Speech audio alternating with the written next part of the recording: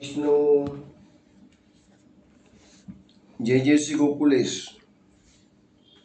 વિષ્ણુ આજે જે કીર્તન લેવાનું છે, वो इन मोरन की बलिहारी. આ કીર્તન કુંજમાં 1643 નંબર છે, 1643 નંબરનું કીર્તન છે. એ પહેલાં તમને એક વાત કરું કે ભાઈ ગયા અઠવાડિયે આપણે વેણુ ગીતના 20 શ્લોકોની ઉચ્ચાર તથા રાગની પ્રેક્ટિસ 6 શ્લોકો કરીને આપણે કરી હતી. અને અમે વૈષ્ણવોએ જાતે પ્રયત્ન કરવાનો છે, એ બધું સમજાવ્યું છે કેવી રીતે કરવાનું છે. અને આ શ્લોકોની જે સમજૂતી હું અત્યારે આપી રહ્યો છું, એમાં લગભગ ગયા વખતે આપણે 20 શ્લોકોમાંથી 12 શ્લોકોની સમજૂતી અપાઈ ગઈ હતી. છેલ્લો શ્લોક હતો એમાં એવી વાત આવી હતી કે વિમાનમાં દેવાંગનાઓ વિહાર કરતી હતી. તે વખતે શ્રી કૃષ્ણ ભગવાનના સ્વરૂપને જોયું છે, એમના વિનુનાદને શ્રવણ કર્યું છે. એની એવી અસરો થઈ કે દેવાંગનાઓ પોતાનો વિવેક ભૂલી ગઈ અને વિમાનમાં જ મૂર્છિત થઈને પડી. તો આપણે આ વેણુ ગીતની અસરોનું વર્ણન જે ગોપીજનો પોતાની સખીઓ સાથે ઘેર બેઠા કરી રહ્યા છીએ, એ ચર્ચા અત્યારે આપણે સત્સંગમાં લીધી છે. હવે આગળ પછીના શ્લોકમાં ગાય અને વાછરડા પર શું અસર થશે એ આપણે જોવાનું છે. પણ તે પહેલાં આ મોરણ કી બલિયારીવાળું કીર્તન આપણે શ્રવણ કરીએ. मोरन की बलिहारी हाइन मोरनी की बलिहारी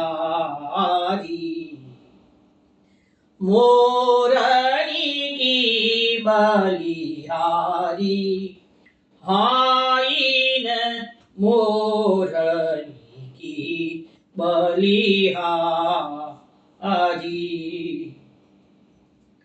जिनकी सुबह चंद्रिका माथे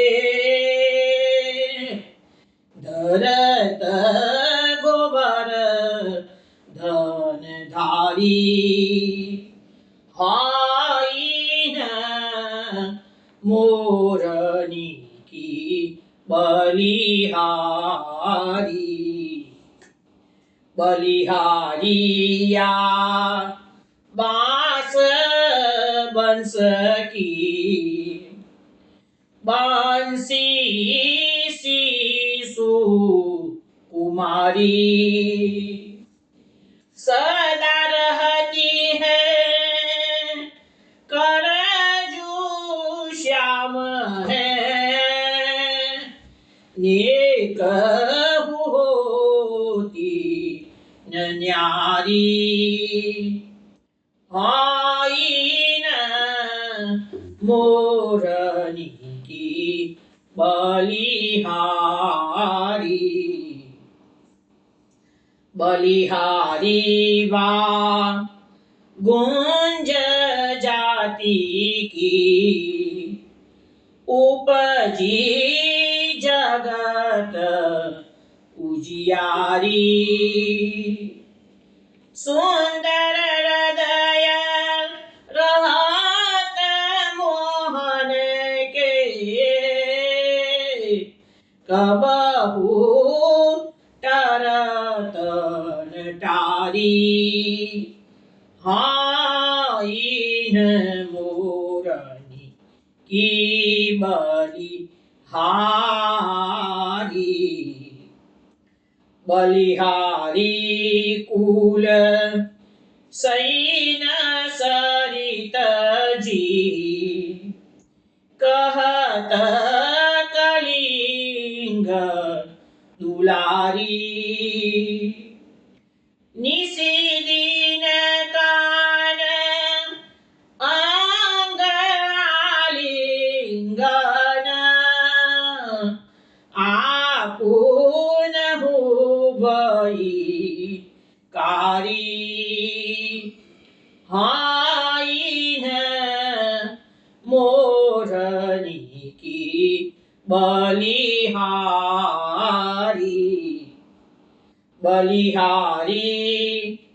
वृंदावन भूमि सूतौ भाग की सारी सूरदास प्रभु नांगे पाइनी दिन प्रति गैया चारी आइन मोरनी की बलिहारी मोरनी की बलिहारी हाइन मोरनी की बलिहारी।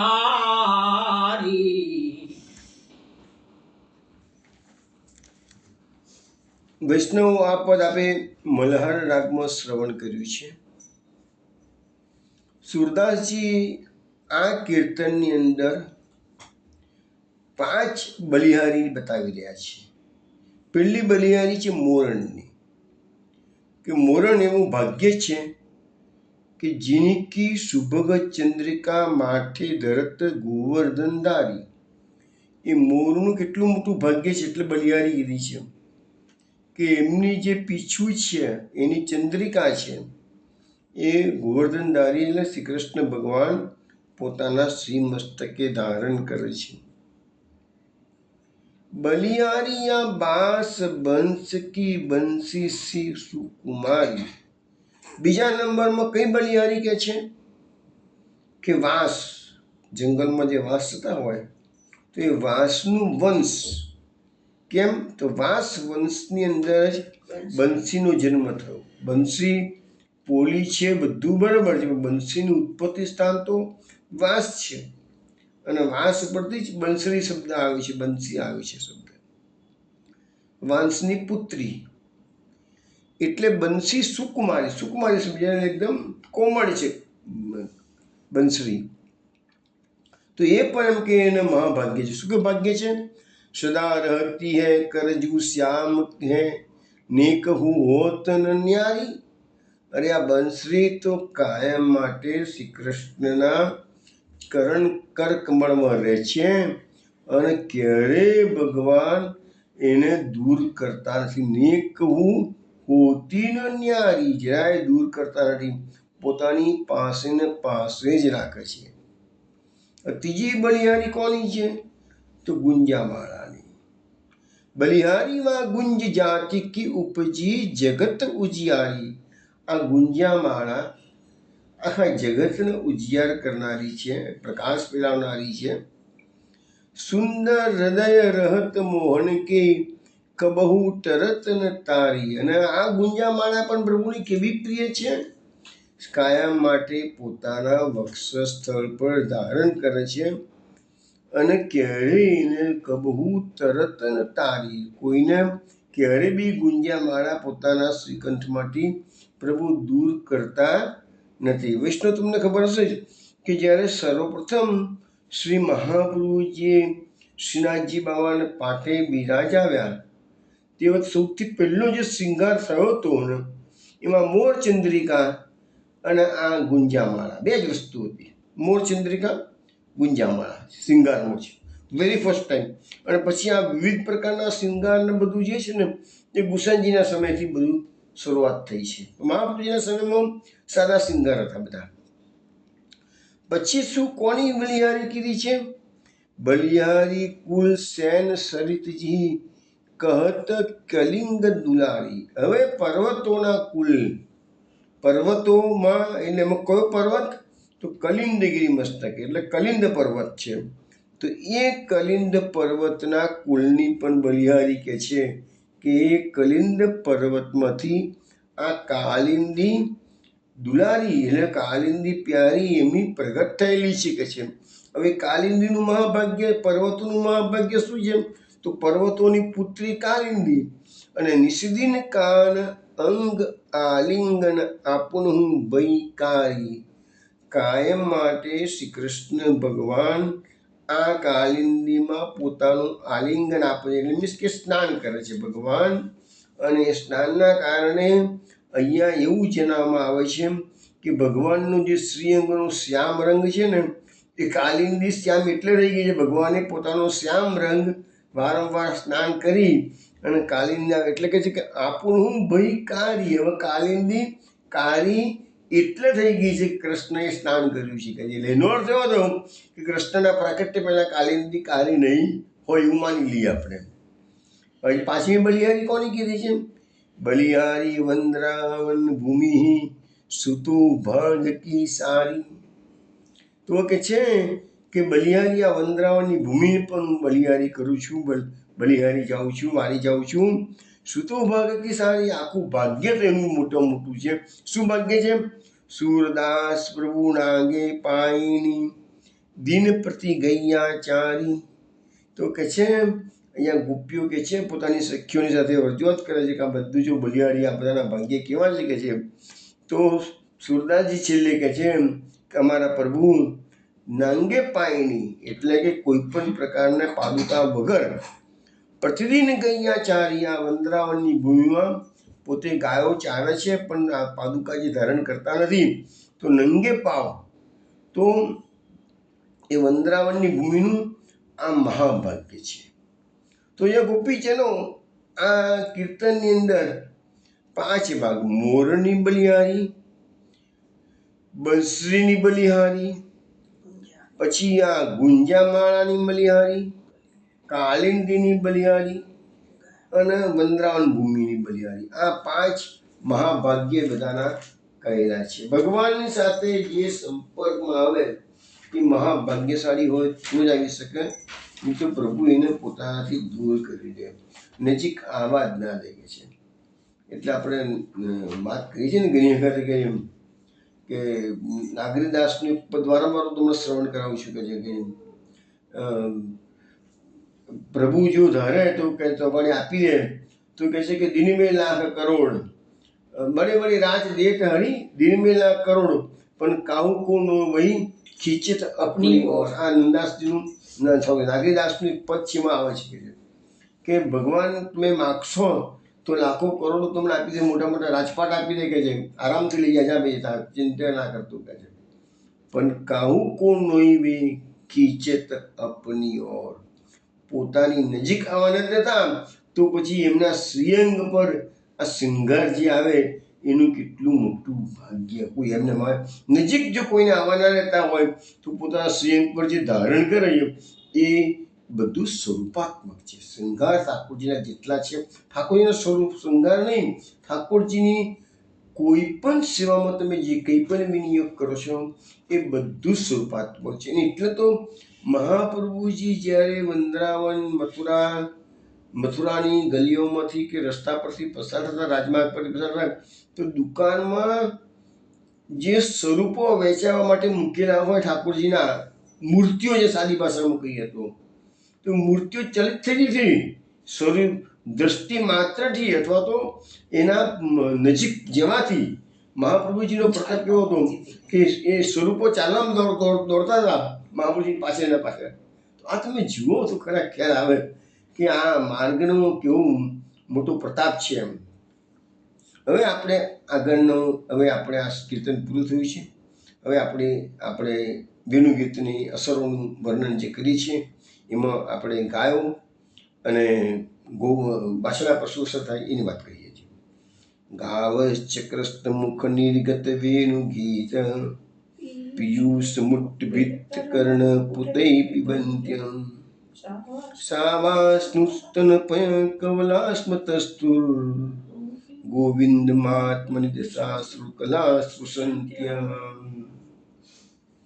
આની અંદર જે અક્ષરો આપણે જે શબ્દો છે એનો અર્થ જોવા પ્રયત્ન કરીએ. ગાવસ છે પહેલો શબ્દ આવ્યો. ગાવસ એટલે અનેક ગાયો, એટલે જે દિવાંગોની વાત કરી એટલે અનેક ગાયો એટલે હવે ગાયોની વાત કરીએ છીએ. કૃષ્ણ મુખ નિર્ગત એટલે શ્રી કૃષ્ણ ભગવાનના મુખમાંથી નીકળેલું. નિર્ગત એટલે બહાર નીકળેલું. શું નીકળ્યું છે? વેણુ ગીત પિયુષ એટલે વેણુ ગીત રૂપી અમૃત ભગવાનના મુખારવિંદમાંથી બહાર નીકળ્યું. હવે એની અસર શું થઈ ગઈ? ગાયને શું થયું? ઉત્તભિત એટલે કે ઊંચા કરેલા, કર્ણ પૂટઈ કાનના પડ્યા, પિબંત્ય એટલે પીવે છે. એટલે ગાયો પોતાના કાન ઊંચા કરી અને વેણુ ગીત રૂપી જે અમૃત છે એને કાનના પડિયાથી પીવે છે. જો ભાષાનો પ્રયોગ કેવો કર્યો છે વ્યાસ મહર્ષિએ કે કાનથી પીવાની વાત હોય, કાનથી સંભળવાની વાત હોય, મુખથી પીવાની વાત હોય, પણ અહીંયા કાનના પડિયા, કાનની કમ્પેરિઝન કે પડિયા સાથે, પડિયાની અંદર અમૃત ભળતું હોય એવી રીતે કાનના પડિયામાં અમૃત ભળ્યું એનાથી કાન પી રહ્યા છે. હવે ગાયની જોડે કોણ છે? વાછડા છે. તો સાવા એટલે વાછડા, સ્નુત સ્તનપય કવલા એટલે માતાના સ્તનમાંથી પીધેલા દૂધના ઘૂંટણા, એટલે જે દૂધ છે ને એ ગાયોના વાછડાના મોઢામાં છે દૂધ, સ્તનપાન કર્યું એટલે. પણ એ દૂધ બધું ધીરે ધીરે બહાર સ્ત્રવી રહ્યું છે. કેમ સ્ત્રવી રહ્યું છે? ગોવિંદમ આત્મની સ્પૃશંત્યમ એટલે ભગવાન એના અંતરાત્મામાં ગોવિંદ પ્રભુનો સ્પર્શ થયો. કેવી રીતે સ્પર્શ થયો? તો વેણુનાદ ભગવાનના મુખમાંથી જે વેણુનાદ નીકળ્યો છે એ એમના કાનના પડ્યાથી પીધો છે, એટલે એના આત્માને ગોવિંદ પ્રભુનો સ્પર્શ થયો છે. તો એનાથી શું થયું છે?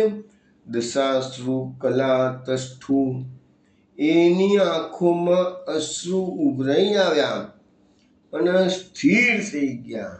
જો હવે આપણે આખું ભાષાંતર જોઈએ.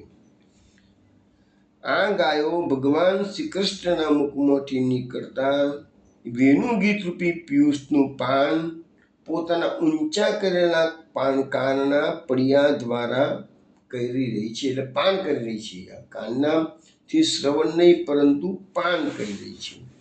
આ નાના વાછડા પણ વેણુ ગીત સાંભળી માતાના સ્તનમાંથી પીધેલા દૂધના ઘૂંટણા ગળવાના ભૂલી ગયા.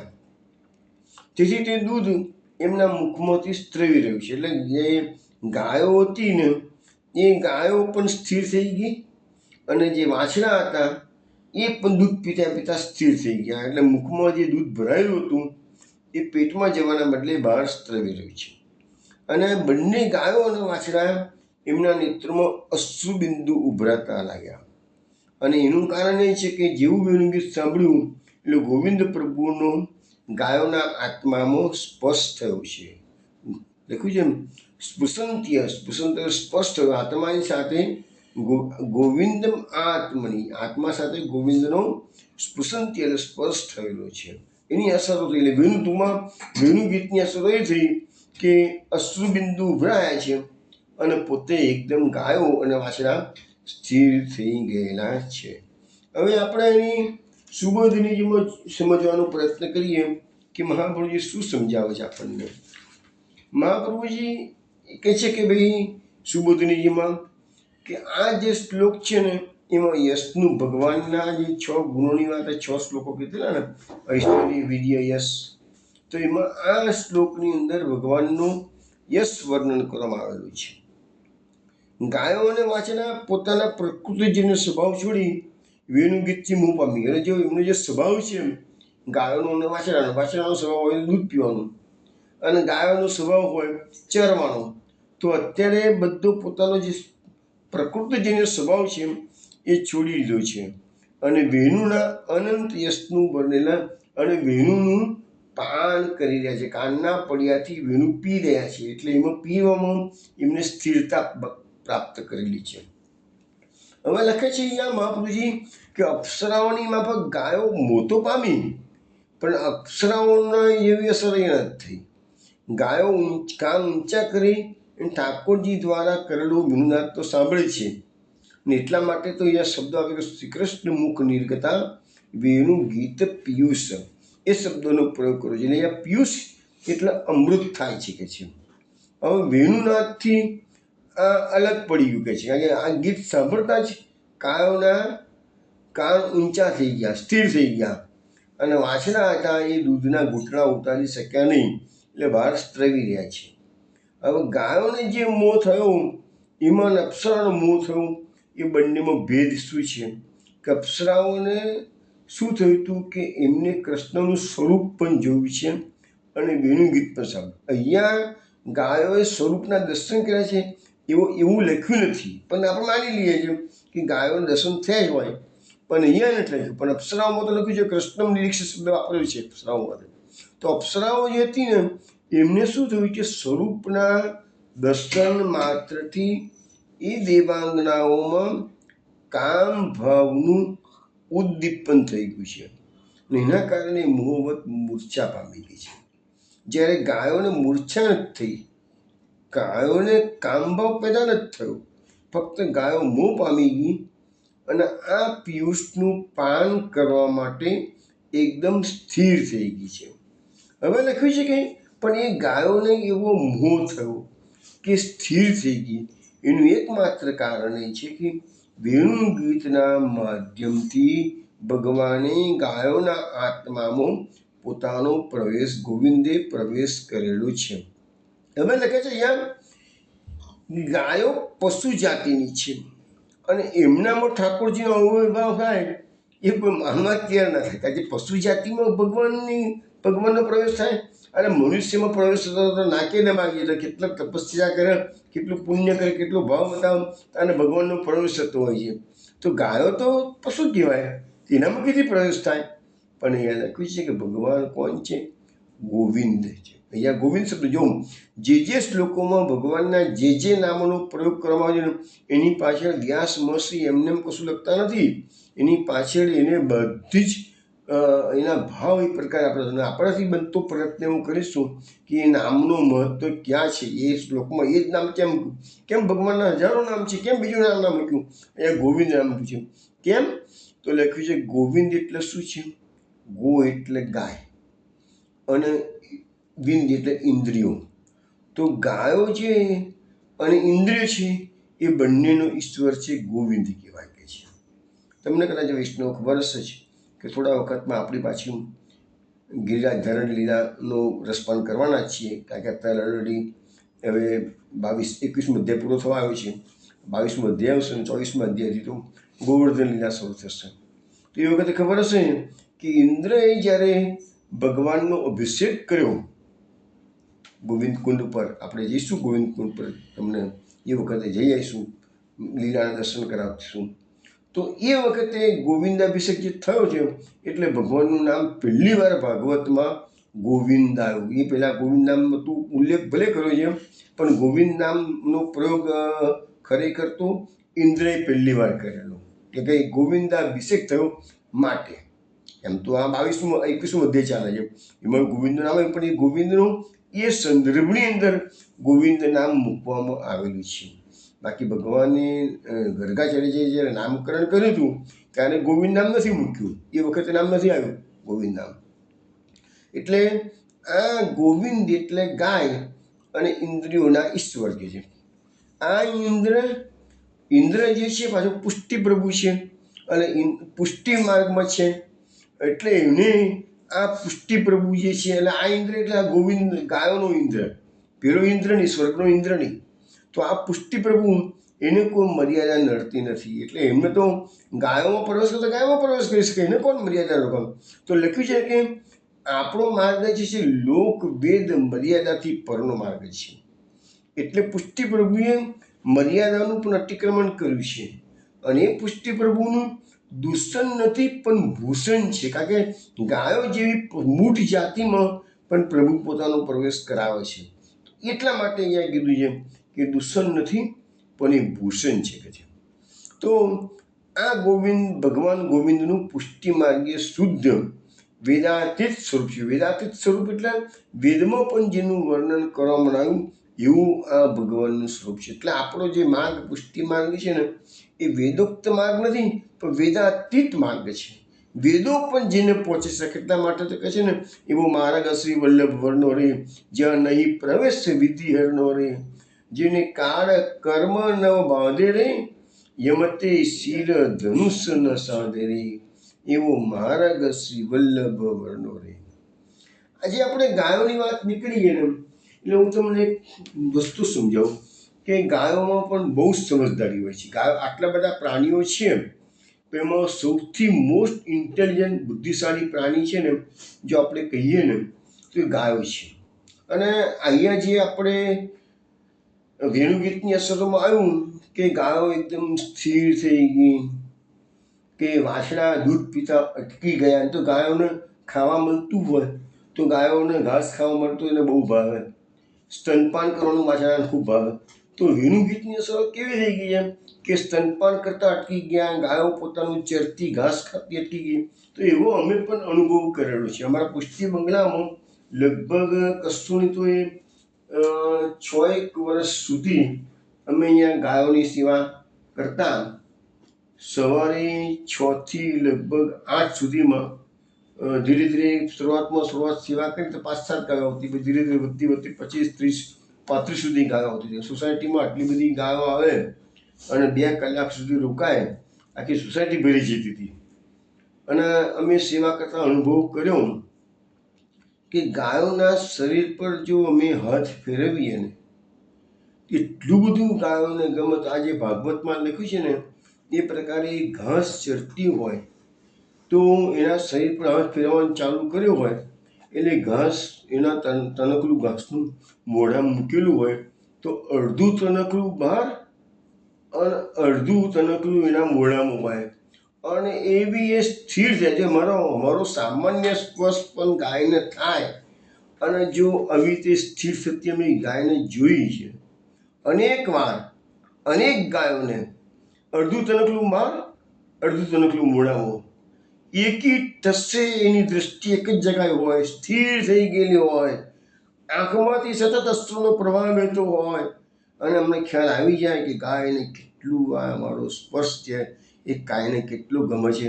તો વિચાર કરો કે વેણુગીતમાં તો ગાયના આત્માને ગોવિંદનો સ્પર્શ થયો છે, તો એ કેટલો આનંદદાયક હશે. આ તો અમારો સામાન્ય સ્પર્શ નહીં, બી ગાયના શ્રીઅંગ પર થાય છે, શરીર પર થાય છે.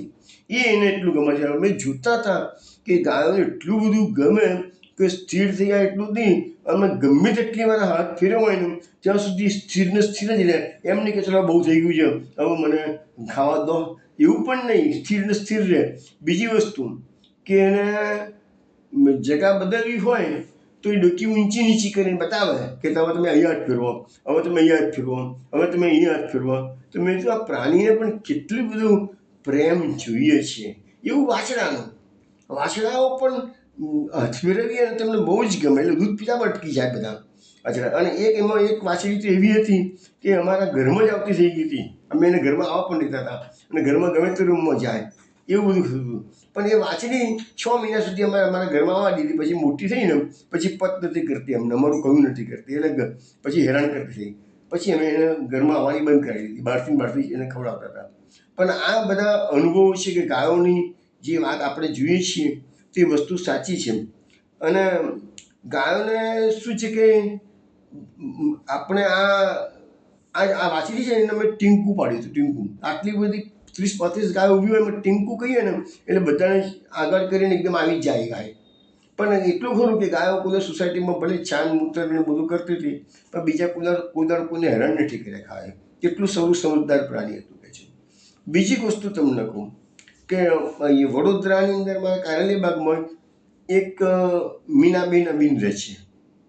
એ પણ ગાયોની પશુઓની જે સેવા કરે છે ને, એક્સ્ટ્રા ઓર્ડિનરી. આવો માણસ તમને ન જોવા મળે એવી એ વ્યક્તિ છે કે છે. હું તેમના અંગત પરિચયમાં છું એટલે મને બધી ખબર છે કે એમને તો અહીંયા ફતેહગંજમાં એમનો આશ્રમ છે કે એમાં આવા જે માદા પશુઓ હોય એની એ સેવા કરવાનો ભેખી લીધો. એવું નહીં કે ગાયોની, ગાય, બળદ, કૂતરા.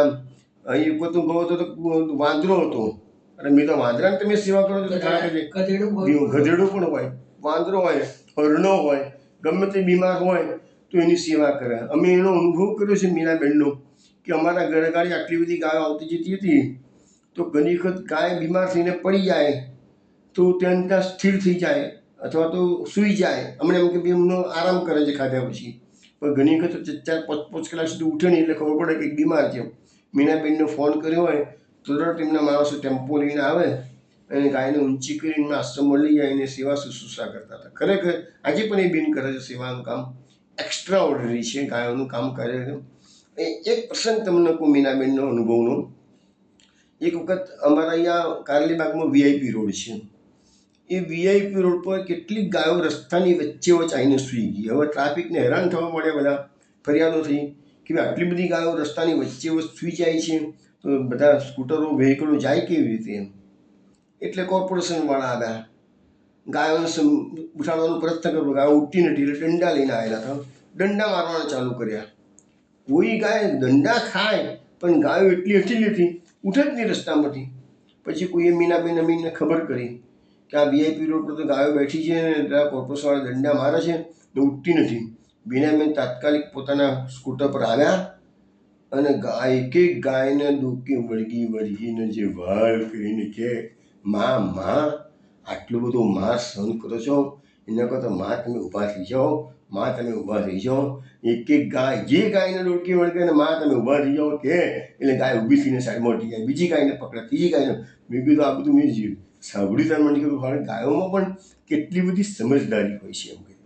તો આ એક અગત્યની વાત છે કે આપણે એમ કહીએ કે ગોવિંદનો સ્પર્શ થયો આત્માને તો સ્થિર થઈ ગઈ, પણ અમે પ્રેક્ટિકલી અનુભવ કરેલું છે કે ગાયો સ્થિર થઈ જાય છે અને બહુ જ ગમે ગાયને. ઇવન એટલો બધો પ્રેમ અમે કરીએ ને તો એનો સામે એનો પ્રેમ વ્યક્ત કરવા માટે એની જીભથી અમારું અંગ શરીર ચાટવા પ્રયત્ન કરે, તો એનું જીભ એટલી બધી કકરી હોય ને તો જો શરીર પર ચાટવા જઈએ ને વધારે પડતું તો આપણું લોહી નીકળી જાય, જીભ આપણી શરીર ચામડી નીકળી જાય, એટલું બધું ગાય છૂલી નાખે આપણું શરીર. એટલું બધું એ ચાટવાનું, એનો પ્રેમ બતાવવાનો એક જ રસ્તો છે, એ ચાટ આપણું શરીર, બસ આ એક જ વસ્તુ છે એની કીધે. એક વખત અમે એક મેડિકલ સ્ટોર પર ગયેલા હતા અને અચાનક તો ગાડી મીનાબેન પણ આવેલા જ હતા. તો અમે વાતો કરતા હતા ઊભા બહુ વખતે મળ્યા હતા એટલે. અને ત્યાં જ એક ગાય લંગડાતે પગે જતી મીનાબેને જોઈ. તરત જ એમની દુકાનમાંથી દવાની શીશી પરચેસ કરી અને દોડતા પેલી ગાયના જે પાછલો પગ લંગડાતી હતી તો ઘા પડેલો હતો, તો મીનાબેન પાછળથી દોડી અને એ ગાયના એ જે ઘાવાળું જગ્યા હતી ને તો પેલું લિક્વિડ જે હતું એન્ટિસેપ્ટિક એને લગાવી દીધું. ગાય તો લગાવવા પણ ના દે, પણ બીજી કોઈ ગાય રખડતી ગાય હતી, પણ તોય મીનાબેન એટલી સમજો જોઈ ગયો. મેં જો આ બેનની કેટલી બધી ભાવના શુદ્ધ છે કે છે. એટલે કહેવાનો મતલબ કે આપણે આવા ખરાબ સમયની વચ્ચે પણ આવા ઉત્તમ પ્રકારના લોકો આપણે જોઈએ છીએ, હોય છે સેવા કરનારા એવી. ચલો હવે આપણે આગળનો શ્લોક, બીજો શ્લોક લઈએ. હવે બીજા શ્લોકમાં શું કહે છે?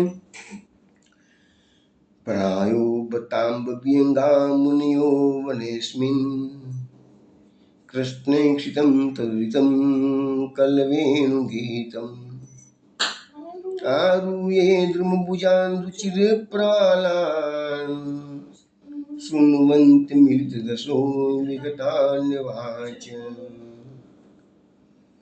અહીંયા પ્રાયો એટલે ઘણું ખરું, ઘણું કરીને, મોટે ભાગે. બતાંબ, બત અંબ એટલે માં અને બત એટલે ખરેખર. વિયંગા એટલે પક્ષીઓ. મુનિઓ વનેસ્મિન એટલે આ વનમાં આ જે પક્ષીઓ છે ને એ મુનિઓ છે. કૃષ્ણે ક્ષિતમ તદુદિતમ કલ વેણુ ગીતમ. કૃષ્ણનું જે વેણુ ગીત બહાર નીકળી રહ્યું છે તો એને એ બધા મુનિઓ, એ પક્ષીઓ પી રહ્યા છે, મીન્સ કે એનું પાન કરી રહ્યા છે. આરુએ એ ધ્રુમભુજાન, આરુએ એટલે ચડવું, ધ્રુમભુજાન એટલે વૃક્ષોની શાખાઓ. તો આ બધા પક્ષીઓ વૃક્ષોની શાખાઓ પર ચડીને બેસી ગયા છે. રુચિર પ્રવાલાન, એવા વૃક્ષો કે જેમાં એના સુંદર સુંદર બધા પાંદડા થયેલા છે. સુનવંતી એટલે સાંભળે છે. મિલિત દસો એ વિગતાનની વાત છે. એટલે એમની આંખો બંધ કરી દીધી છે અને એની વાચા પણ બંધ થઈ ગયેલી છે. હવે વેણુગીતની અસરો આપણે જોતા જોતા અત્યારે પક્ષીઓ પર આવે છે. જો પક્ષીઓ પર શું અસરો થઈ? બે અસરો થઈ કે પક્ષીઓએ આંખો બંધ કરી દીધી છે અને પક્ષીઓએ એમની વાણી પણ બંધ કરી દીધી છે. કેમ? એકી ટસે વેણુગીતનું પાન કરી રહ્યા છે. શું સુંદર વેણુગીત વાગી રહ્યું છે. તો એ પક્ષીઓ વૃક્ષોની ડાળી પર બિરાજમાન છે. પણ અહીંયા બતાવે છે ગોપીજનો આ પક્ષીઓ કોણ છે? તો પૂર્વજન્મના મુનિઓ છે.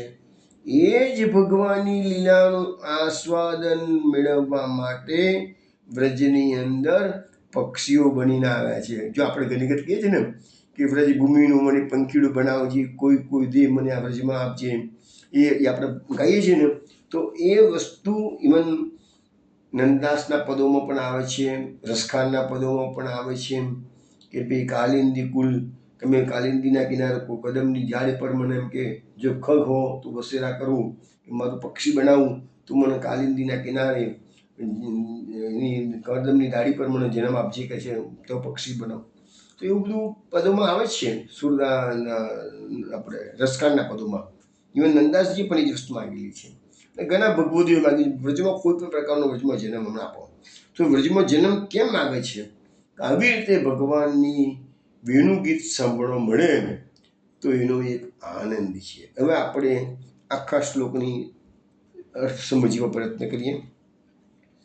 હે માં, ખરેખર આનંદની વાત છે કે આ વનમાં સુંદર પ્રવાલવાળા વૃક્ષોની ડાળીઓ પર બેસી અને આંખો બંધ કરી અને બીજી બધી સર્વવાણીને દૂર કરી અને ભગવાન શ્રી કૃષ્ણ કરેલા આ સુંદર વેણુગીતનું શ્રવણ કરતા આ પક્ષીઓ ખરેખર કૃષ્ણનું જે વેણુગીત છે એને જ પોતાનું સુખ માનનાર આ ખરેખર તો મુનિઓ જ છે. જે મુનિઓ હતા એ જ આ કૃષ્ણ લીલામાં સહભાગી થવા માટે પક્ષી બનીને આવેલા છે. આજે તો ભગવાનના વ્રજમાં કે ભગવાનના ગોલોકધામમાં જ્યારે પ્રવેશ મેળવવાનો હોય, જે મહાભાગ્યવાળી તનુ નવત્વ પ્રાપ્ત કરવાનું હોય, તો ત્યાં પણ ગમે તે ઉપાયે પ્રભુની સન્મુખમાં રહેવા મળે, સેવામાં અધિકાર મળે તો ગમે તે પક્ષીઓ પણ બની શકે છે, ફૂલો બની શકે, વૃક્ષો બની શકે, ગમે તે બની શકે, બધું સ્વરૂપાત્મક છે. હવે આપણે એની સુબોધનીજી જોવા જઈએ.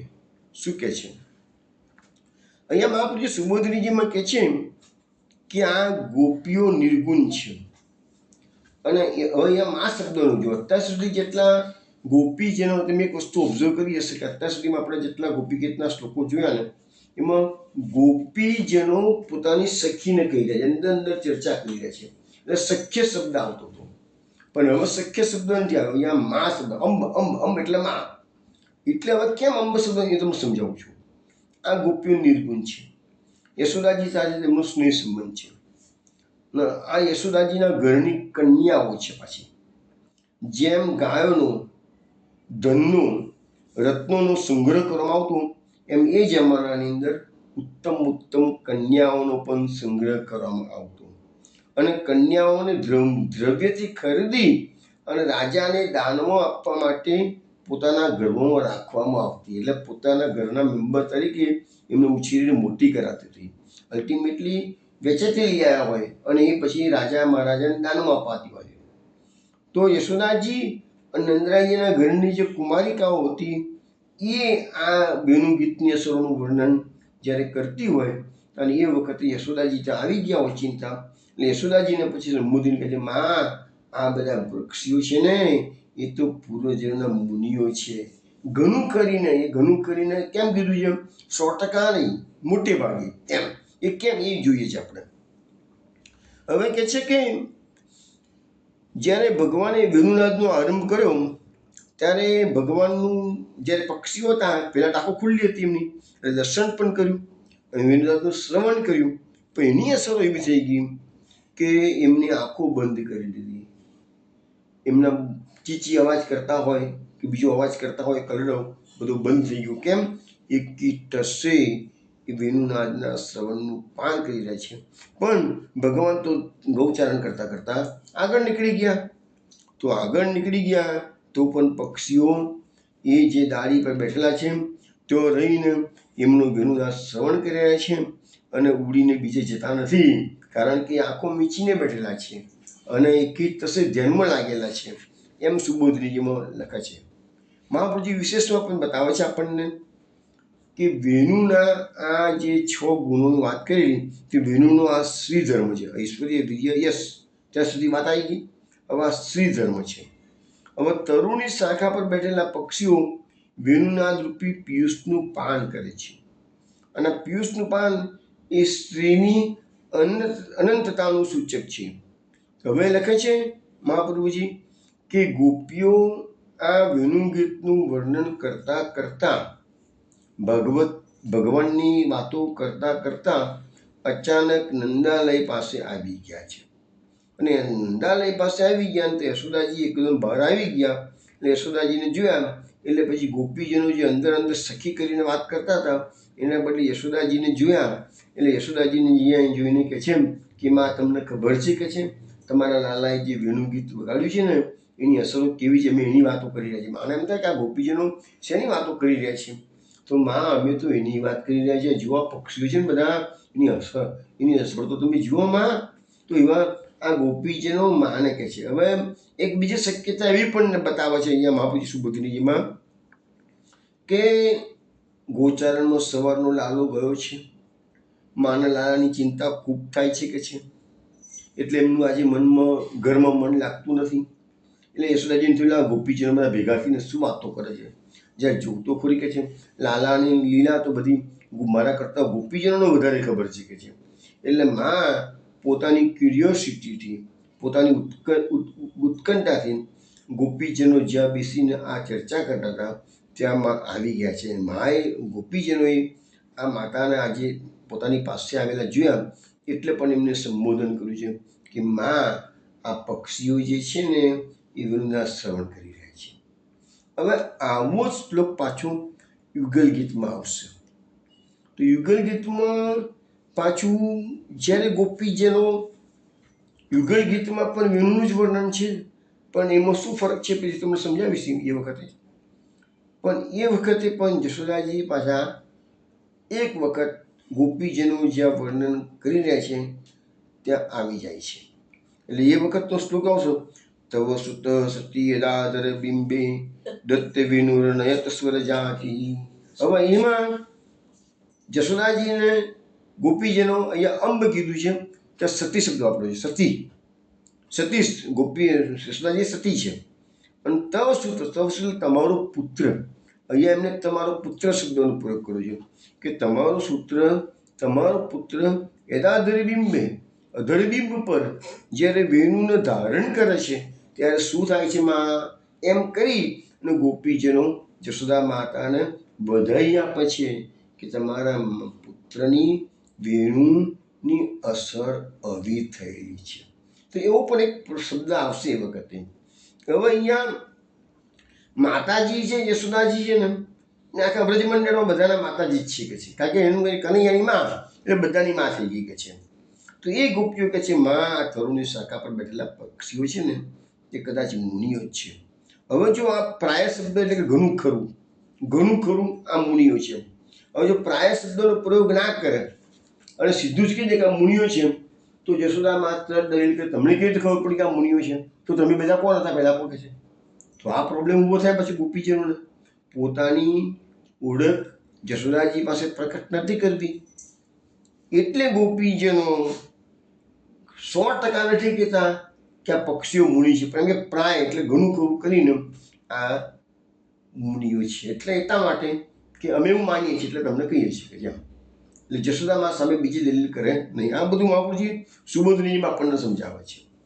એટલે પ્રાય કે આ પક્ષીઓ મુનિઓ છે અને આ પક્ષીઓ મુનિઓ છે એ ભગવાનની લીલાનું રસપાન કરવા માટે તો વ્રજમંડળમાં પધારે છે મુનિઓ.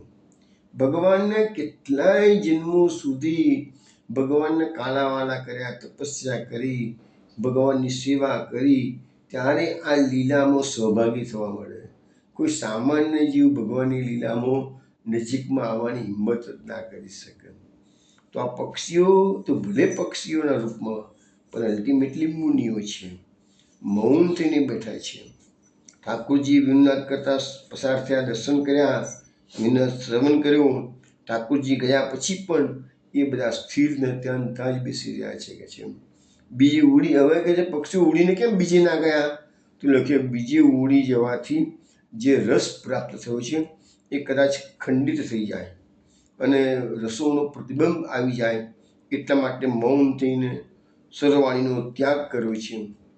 હવે જો પક્ષીઓની તો બીજે જાય ને બીજા પક્ષીઓ ઊભા હોય અને એને વેલું શ્રવણ કર્યો હોય ના કર્યો હોય તો બધા ભેગા થઈને કોલાહલ કરતા થઈ જાય, તો પાછો બી પ્રોબ્લેમ ઊભો થાય, રસભંગ થઈ જાય. એટલા માટે પણ બીજે જતા નથી કે છે. એટલે આ રીતે પક્ષીઓની ઠાકોરજીમાં સંપૂર્ણ આસક્તિ બતાવી રહ્યા છે. અને એ આપણને પક્ષીઓ તરફથી પણ આપણને એ શીખવાનું છે કે આપણી આંખો જે આપણે દુનિયાદારીને જોઈ રહ્યા છીએ, સુરલાજીની આંખો કેમ આપણે જે બિલ્વમંગલ છે એની આંખો કેમ ફોડી નાખી હતી? એટલે જ બોલ બિલ્વમંગલ આંધળા થઈ ગયા હતા. કેમ થઈ ગયા હતા? આ આંખોથી જગત જોવું જ નથી, આ આંખોથી કૃષ્ણના દર્શન કરવા છે. સુરદાસજી તો જન્મથી અંધ હતા એટલે સવાલ તો નહીં કશું, પણ આંખો બંધ રાખવાથી શું છે? એકાગ્રતા વધે. તમે કોઈ પણ દ્રશ્ય તમે જોશો તો તમે જોજો કે તમારા સ્મૃતિપથ પર 5 વર્ષે, 10 વર્ષે, 15 વર્ષે પણ અચાનક એ વાત એવી નીકળશે ને તો એ પેલું દ્રશ્ય જોયેલું હશે ને એ સ્મૃતિપથ પર અંકિત. જ્યારે ફોટો પાડો છો કેમેરામાં તો કેમેરામાં આવી જાય છે ને, એવી રીતે તમારા મગજની સ્ક્રીન પર એ ફોટો ફિટ થઈ જાય છે. એટલે આંખો બંધ રાખવાનું જરૂર આ છે, અથવા તો તમારી દ્રષ્ટિને સંયમિત કરી દો. બીજું, વાણીનો સંયમ પણ એટલા માટે જરૂરી છે. વાણી તમે જેટલી બોલ વધારે પડતું કરશો એટલી વાણીની તાકાત ઓછી થઈ જશે. એટલે ભગવાનની લીલામાં તમારે પ્રવેશ કરવો હોય તો મન, આપણી બહારની જે ઇન્દ્રિયો છે એમાં મુખ્યત્વે મન છે, મુખ્યત્વે વાણી છે અને આપણી આંખો છે. એ બંનેનો સંયમ તમે કરી લીધો હોય તો પછી અંતરની અંદરના ભાગમાં તમે ભગવાનના દર્શન. પણ બહારની આપણી આંખો બહાર જો કરતી હોય તો આપણા હૃદયમાં આપણને પ્રભુના દર્શન થાય કેવી રીતે? અને વાણી બીજી દુનિયાદારીની વાતો કરતી હોય તો એ વાણી ભગવાન નામ જલ્દી લઈ ના શકે, કારણ કે એના જીભ પર દુનિયાની વાતો આવી ગયેલી હોય છે. તો આ બધું આપણને પક્ષીઓ પાસેથી શીખવા મળે છે કે છે. અને કહું ને કે ભાઈ વ્રજલીલાનો આનંદ પ્રાપ્ત કરવા માટે ભગવદીઓ ભગવાનની પાસે ગમે તે સ્વરૂપે પણ વ્રજમાં જન્મ આપજે એવું માગે છે. હવે આપણે એમનો થોડી વાર પહેલાં સુબોધનીમાં જોયું કે દાસીઓ રાજા મહારાજાઓને ભેટ કરવામાં આવતી હતી. તો એવા ઉલ્લેખ સુબોધનીમાં છે, એમની ભાગવતમાં પણ એવા ઉલ્લેખ છે. જો ભાગવતમાં જ્યારે દુર્યોધને એની પુત્રી લક્ષ્મણાના સામ સાથે પરણાવી, એ ઝઘડો બહુ મોટો થયો હતો, એ વાત આપણે નથી કરતા, એ વખતે આપણે જરી આવશે અધ્યાય ત્યાં જોઈશું. પણ અંદર ભાગવતમાં સ્પષ્ટ શબ્દોમાં લખેલું છે કે લક્ષ્મણાને જ્યારે વળાવી છે દુર્યોધને, ત્યારે દહેજમાં લખ્યું છે 60 વર્ષના 1200 હાથી, 10,000 ઘોડા, સોનાના 6,000 રથ, અને લખ્યું છે કે સોનાના હાર પહેરેલી 1,000 દાસીઓ ભેટમાં આપી હતી. હવે સામની જોડે લક્ષ્મણા ગઈ ને તો લક્ષ્મણની જોડે બીજી 1,000 તો દાસીઓ આવી છે એમની સેવા કરવા માટે. વિચાર કરો. એટલે આ વસ્તુ મહાપ્રભુ સુબોધની લખી છે એ ભાગવતમાં પણ છે જેવો ઉલ્લેખ. એવો બીજો પણ એક ઉલ્લેખ મળે છે કે જ્યારે 7 સાધુને ભગવાને એક સાથે નાથ્યા, એ રાજા નગ્નજીત અને એની પુત્રી નાગણજીતી, બીજું નામ સત્યા. તો સત્યાના ભગવાન સાથે લગ્ન કરાયા તો રાજા નગ્નજીતે લખ્યું છે કે 10,000 ગાયો, વસ્ત્રો અને સોનાના હાર પહેરેલી 3,000 દાસીઓ. પેલા દુર્યોધને 1,000 દાસી આપી છે અને 3,000 દાસીઓ, 9,000 હાથી, 9 લાખ રથ, 9 કરોડ ઘોડા અને 9 અબજ સેવકો આપ્યા. એટલે દાસીઓ એટલી નહીં, સેવકો પણ આપ્યા. હવે કેવી રીતે ભગવાને દ્વારકામાં આટલા બધા રાખ્યા હશે, ભગવાન બધા દ્વારકામાં લઈ ગયા. દ્વારકામાં તો 56 કરોડ યાદવો હતા એ જમાનામાં, એમ કહે છે, બરાબર છે. દ્વારકા નગરી કેટલી બધી મોટી હશે. તો એ બધા અહીંયા તો 9 અબજ સેવકો, દાસીઓ તો દુર્યોધને 1000 આપી છે, અને 3000 દાસીઓ આપેલી છે. સોનાના શિંગાર કરેલી પાછી, સાદી દાસીઓ નહીં, બધું લઈને આવેલી છે. એ બધાને ખવડાવવાનું, પીવડાવવાનું, રહેવાનું વ્યવસ્થા કરવાની ને.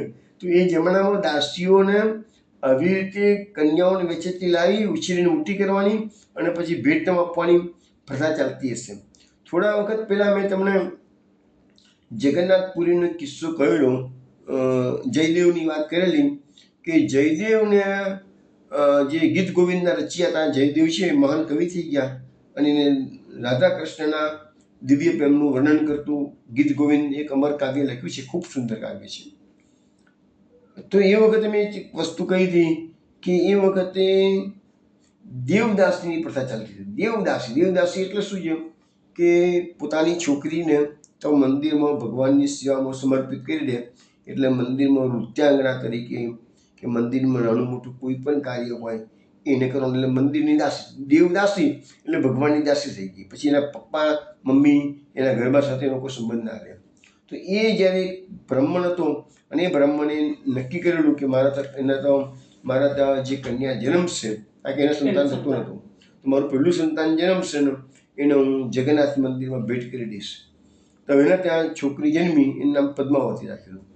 અને પદ્માવતી જો થોડીક મોટી થઈ એટલે એને થયું કે મારે હવે મંદિરમાં જઈને ભેટ કરી આવું. દેવદાસની પ્રથા ચાલતી રહી છે અમારામાં. તો ભગવાન જગન્નાથના સપનામાં એને કીધું છે કે તારી છોકરી મોટી થઈ ગઈ છે અને મારો એક ભક્ત નામે જયદેવ એ અત્યારે જગન્નાથમાં આવી ગયો, જગન્નાથપુરીમાં, અને આ જગ્યા પર ફલાણા ઝાડ નીચે બેઠેલો છે. તું જઈને તારી છોકરી એને આપી આવો, હું માનીશ કે તે મને અર્પણ કરી દીધી. તે એક કથા આવતી, મેં મૂકી હતી બી કથા, વિવિધ ભક્ત કથામાં જયદેવની કથા મૂકી હતી, એમાં બધી વાતો આવતી હતી. એટલે આ દેવદાસીની પ્રથા બી જમાનામાં હતી, એ વાત સાચી છે. રાજા મહારાજાઓને દહેજમાં કન્યાઓ આપવામાં આવતી હતી, એ વાત સાચી છે. થોડા વખત પહેલાં આ કલાપીની પણ એક વાત નીકળી હતી, તારે કહ્યું હતું કે કલાપીના જ્યારે લગ્ન થયા ત્યારે એની પત્નીની સાથે એની એક દાસી આવી હતી, એને કલાપી સાથે પછી કલાપીને પ્રેમ થઈ ગયો. તો એના મત શોભના પણ એને કંઈ રૂખી કહેતા હતા એ જમાનાની અંદર. પણ એ બધી આજકાલની જ વાતો છે. કલાપીની વાત થઈ ગયેલી છે, આઈ થિંક કે છેલ્લા 100 વર્ષમાં કલાપી થઈ ગયા. તો એ વખતે પણ આ પ્રથા હતી કે ભાઈ રાણી મીન્સ કન્યા, રાજકન્યા રાણી બનીને જાય સસરે, તો એની સામે દાસીઓ આપવામાં આવતી હતી. એટલે એ બધી વાત મહાપુરુષે લખી છે ને, એ વસ્તુ આજે પણ એપ્લિકેબલ થતી હોય છે. હવે આપણે આગળનો શ્લોક લઈએ. તો આગળના શ્લોકની અંદર કીધું છે નદ્યસ્તદા તદુપદાર્ય મુકુંદ ગીતમ આવર્ત લક્ષિત મનોભવ ભગ્ન વેગા આલિંગન સ્થગિત મુર્મી ભુજેર મુરારે ગૃણંતિ પાદયુગરમ કમલોપહારા. હવે આમાં નદીઓ પર શું અસર થઈ છે એનું વર્ણન વ્યાસ મહર્ષિ કરી રહ્યા છે. મુકુંદ ગીત એટલે મુકુંદ ભગવાનના ગીતને સાંભળીને આવર્ત લક્ષિત મનોભવ ભગ્ન વેગા, એટલે ભમરો આવર્ત એટલે આવર્તન છે ને, એટલે આવર્તન એટલે ભમરો થતા હોય ને, નદીમાં ભમરા આવતા હોય ને એ ભમરો, એનાથી મનોભવ ભગ્ન વેગા. હવે એવા શબ્દો વાપરા છે. એટલે હવે કંઈક નદીઓને કંઈક કામનો આવેગ આવવાનો નથી, પરંતુ અહીંયા એ પ્રકારની કલ્પના કરવાની કે નદીઓમાં જાણે કે કામનો આવેગ આવી ગયો હોય.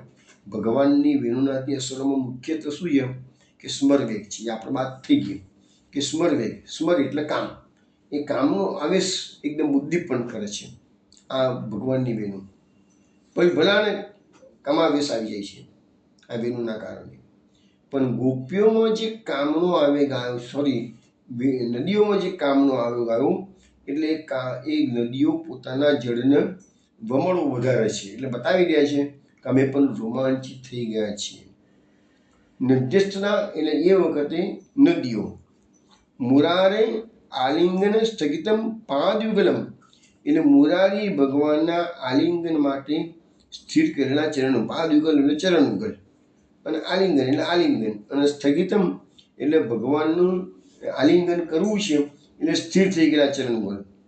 ઉર્મી ભુજે ગુનંતી એટલે ઉર્મી એટલે કે તરંગો, અને ભુજા એટલે હાથ. ભગવાનના નદીઓના જે હાથ કોને કહેવાય છે? તો એના તરંગોને કીધું છે. આપણે મહાપુરુષજીએ યમનાષ્ટકમાં પણ કીધું છે, તરંગ ભુજ કંકન, તરંગરૂપી ભુજ પર જે કંકણો ધારણ કરેલા છે તે.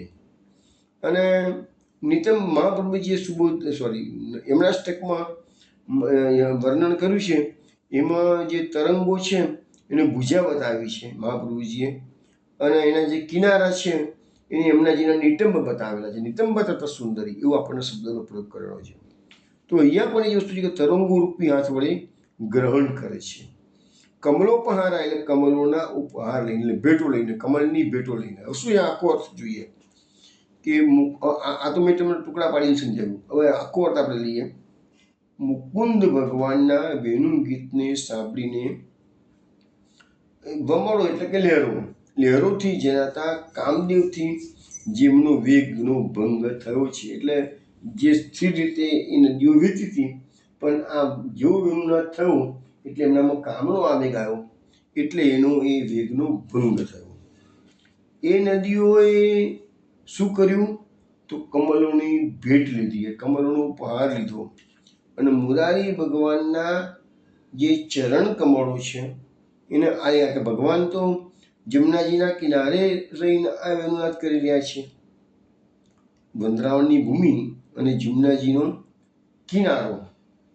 તો ભગવાનના આલિંગન માટે એ બધી નદીઓ જે જમનાજી છે એ સ્થિર થયેલા એમના જે ચરણ કમળ છે તો નદી કિનારા પરના એને પોતાના તરંગો રૂપી હાથ વડે કમલની ભેટ કરી રહ્યા છે.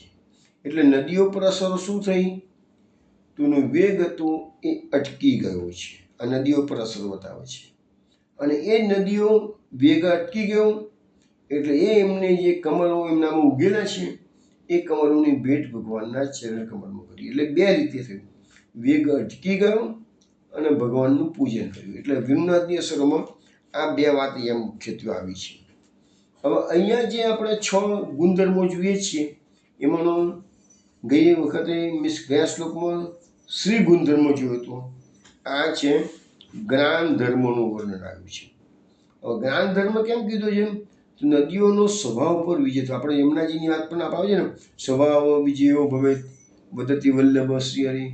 તો અહીંયા પણ એ જ વાત છે કે પેલું શું છે, યમનાષ્ટકનો પાઠ કરો તો વૈષ્ણવના સ્વભાવ પર વિજય થાય. જ્યારે અહીંયા શું કહે છે કે ભગવાનના વેણુ ગીતનું શ્રવણ કરવાથી નદીઓનો સ્વભાવ પર વિજય થયો. નદીઓનો સ્વભાવ કયો છે? તો વહન કરવાનો, વેગથી વહવાનો એ એમનો સ્વભાવ છે.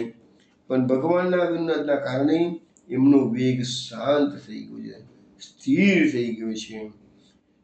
એ જ જ્ઞાનનો ઉત્કર્ષ બતાવે છે. નદીઓનો સ્વભાવ ગતિ છે, વહેણ નિરંતર છે. વેણુનાદના શ્રવણથી નદીઓને પોતાના સ્વભાવ પર વિજય મેળવ્યો. નદીઓમાં ઉઠતા વમળો વેણુનાદથી નદીઓના અંતરમાં ઉઠતો કામ ભાવ છે. એટલે અહીંયા જે તરંગો ઉત્પન્ન થયા છે એને વ્યાસ મહર્ષિએ કામ ભાવ સાથે સરખાવ્યો છે.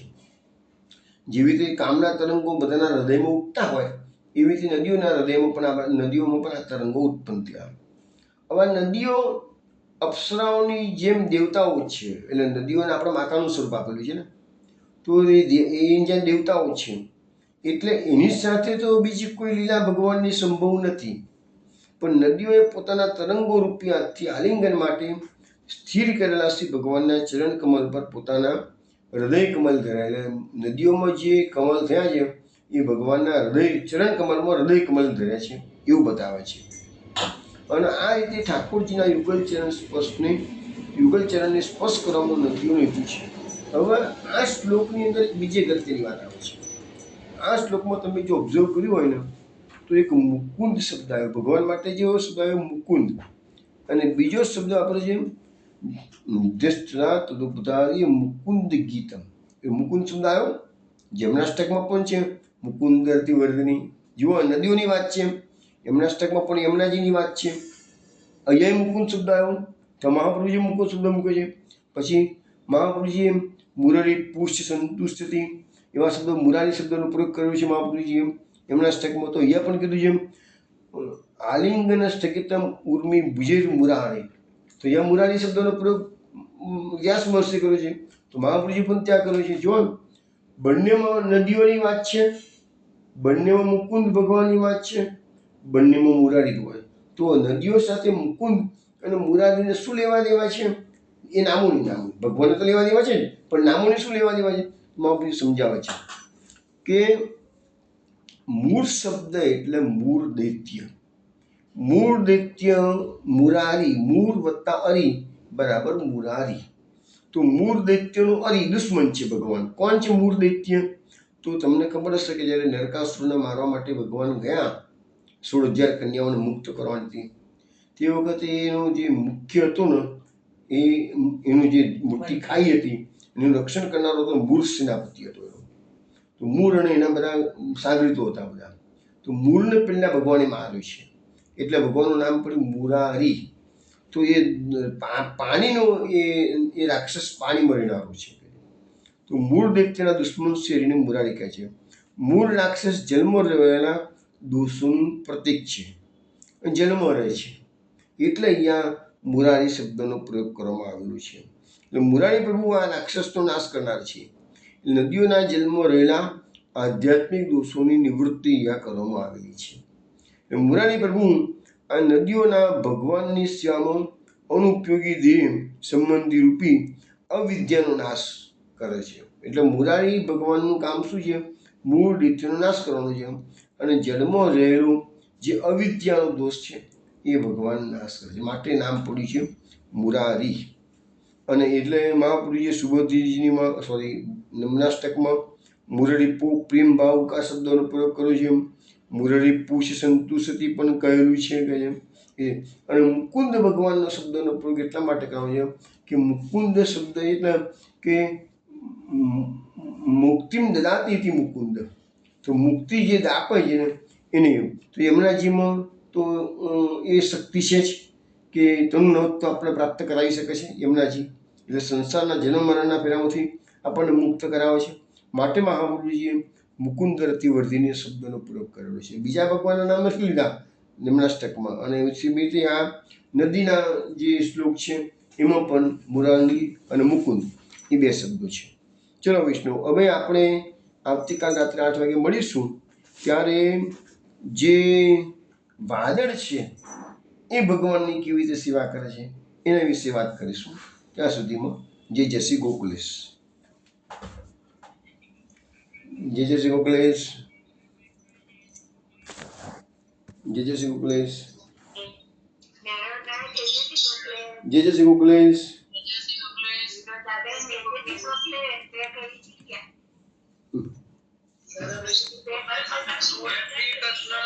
જય શ્રી કૃષ્ણ.